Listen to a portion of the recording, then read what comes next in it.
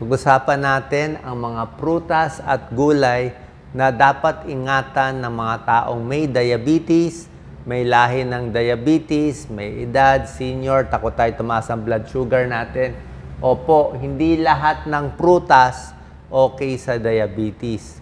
Merong mga dapat bawasan o iwasan. Hindi rin lahat ng gulay pwede sa diabetes. May mga gulay, tinaguri ang gulay sila pero medyo bawal din sa diabetes. Papakita natin. Prutas muna tayo. Meron tinatawag kasi pong glycemic index. Yan. Itong glycemic index, yan ang numero ng pagkain kung gaano siya kabilis magpataas ng blood sugar. So, 1 to 100 yan. Pag lampas ka 50, lampas ka 56, mabilis tumaas ang blood sugar mo. Pag 100, sobra bilis tumaas.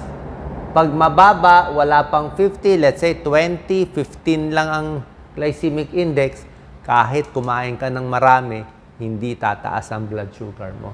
So, tignan natin. Ayaw natin itong high glycemic index. Ang gusto natin itong low. Titingnan natin So, mga 50, 56 ang cut-off. Ito yung mga iiwasan. Ayan, nakita nyo. Very healthy to, pero sinasabi ko, pang diabetes lang to. Pang diabetes, overweight, may edad, takot na sa blood sugar nila, ito yung mga babawasan. Okay? Kung sumabawasan na lang, mangga. Okay? Tingnan mo ang mangga. Mataas ang glycemic index ng mangga. So, hindi pwede bawat kainan isang mangga. Tataba po kayo. Parang isang platong kanin na yan. Matamis pa. Parang kanin na may sugar. So, mangga, isang pisngi lang ang allowed. Okay? Next, pakwan. Ang taas ng glycemic index, 72. So, kung pakwan, isang slice lang. Pinakamarami, 2 slice lang. Yun lang. Kasi kung masyadong matamis, 72 Lampas 50. Pinya, pineapple. Healthy ang pineapple, may vitamin C. Kaya lang, 66 ang glycemic index. So, pag kumain ka maraming pinya, tataas din yung blood sugar. Melon, 65. Raisins, 64. Grapes yan. Papaya, 60, a little high.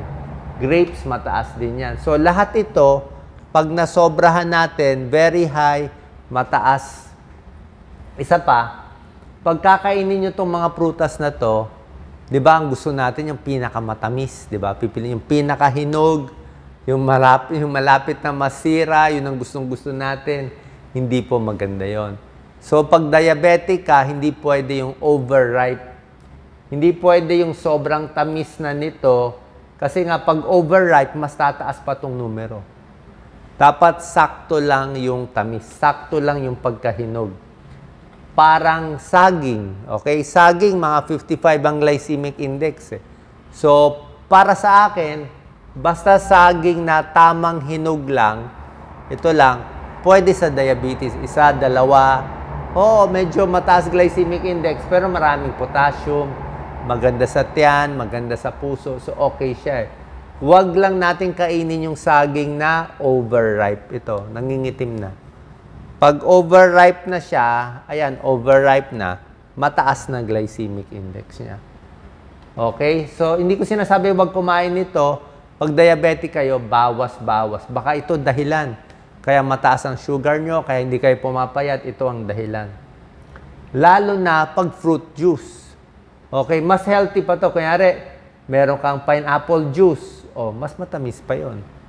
Melon juice, grape juice. Pakwan juice, mango juice.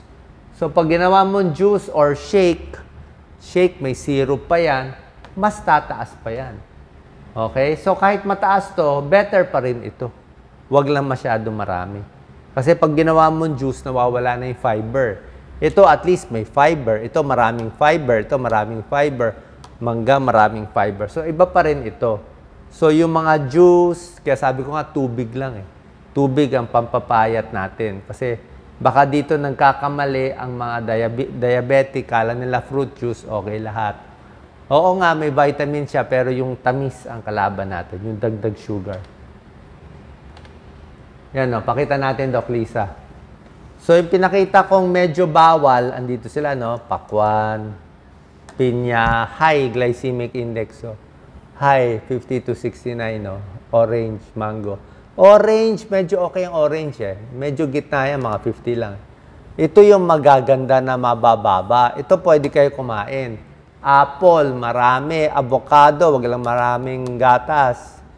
Wala tayo nito mga iba. Suha, pwede. Pears, pwede. Strawberry, wag lang maraming gatas. Pwede lahat yan. Yan, yan lang mga pwede. Dito pwede naman, konti-konti lang. Ito, mas konti pa. Tsaka wag overripe. Okay? So, ang best fruits, suha, apple, 39 pears, yan, medyo okay siya. So, sana po malinaw yan sa prutas. So, hindi, baka yan ang dahilan kaya mataas blood sugar nyo. Pag mataas blood sugar, takot tayo, maraming komplikasyon, nakakabulag, sira ng paa, sira ng puso, at stroke. Okay, mamaya na itong gamutan. Gulay naman. May mga gulay, karamihan ng gulay, okay sa diabetes, pero hindi lahat okay. May 4 tayong babantayan. Squash, kalabasa. May mga gulay na parang very fibrous siya. Maraming carbohydrate. 'Di ba? Maraming carbohydrate, squash. Alam niyo naman, 'di ba? Para siyang kanin, eh. Ito, corn. 'Di ba? Kanin yan, eh. Parang healthy ang corn. Actually, mas healthy pa nga ang mais kaysa sa kanin. Kasi yellow, maganda yung kulay niya. Mas maraming vitamins. Pero pag marami kayo kinain ng corn, parang kanin yan. Pampataas ng blood sugar. Patatas, ayan, French fries, kahit mga baked potato, parang kanin yan. Ito na yung kanin mo. Kung gusto mo, itong patatas na yung kanin mo. Itong corn na yung kanin mo.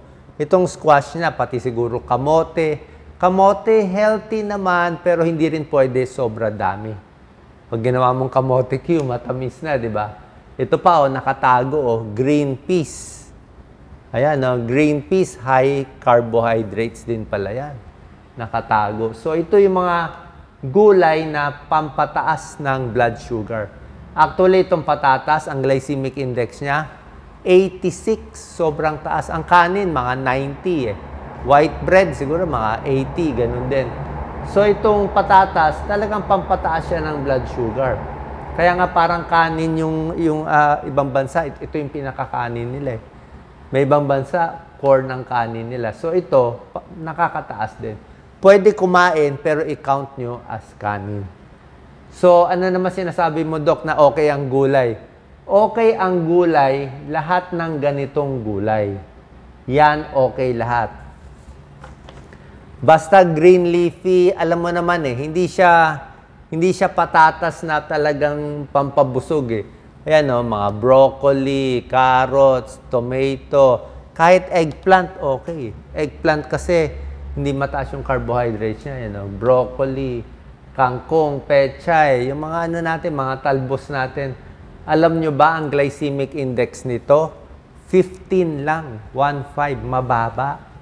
So, napakaganda. Ito ang okay. Ito ang babawasan. Okay? Pwede kainin, pero itansya nyo, 1 cup. Hindi na kayo magkakanin. Ito na yung kanin nyo. Okay, ulitin natin. Ayan, So, green leafy vegetables. Okay, lahat yan. Spinach, kangkong, broccoli, cauliflower, cabbage, makukulay, kamatis, wag lang masyado marami. Pwede ang kamatis, wag lang sobra dami. Bell pepper, maganda bell pepper, taas sa vitamin C. Eggplant, gusto ko yan. Cucumber, actually okra din, hindi ko lang nalagay. Okra ampalaya, meron siyang component pampababa ng blood sugar. Okra ampalaya, green beans, asparagus, onions and garlic, pwede yan. Maraming may tulong, di ba? Onion and garlic para sa cholesterol, para sa puso, sa blood pressure, may tulong din, pero wag lang masyado marami. Baka yung mga may GERD, may irritable bowel, makuluan tiyan, baka makabag lang kayo dito pag sobra dami. Pero healthy siya. Mushroom, cucumber, radish, lahat yan, okay. Diba? So, depende nga sa sakit ninyo.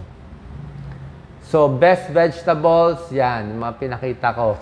Ang iiwasan din natin pag nilagyan na ng butter. Ayan, no? Pag nilagyan mo na ng buttered vegetable o prito, ibang usapan na yon. Salad nga, ay nilagyan mo naman Thousand Island. Nilagyan mo ng mga ranch sauce na puro matataba, puro mayonnaise.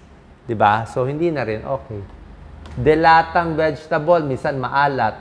Pag ginawa mong pickled, pwede naman ang pickled, yan, no? Kaya lang, maalat na siya eh. So, wag din sobra dami. Okay? So, sana po nakatulong to. Mga prutas at gulay na okay sa diabetes at yung mga dapat natin bawasan sa may diabetes. Salamat po.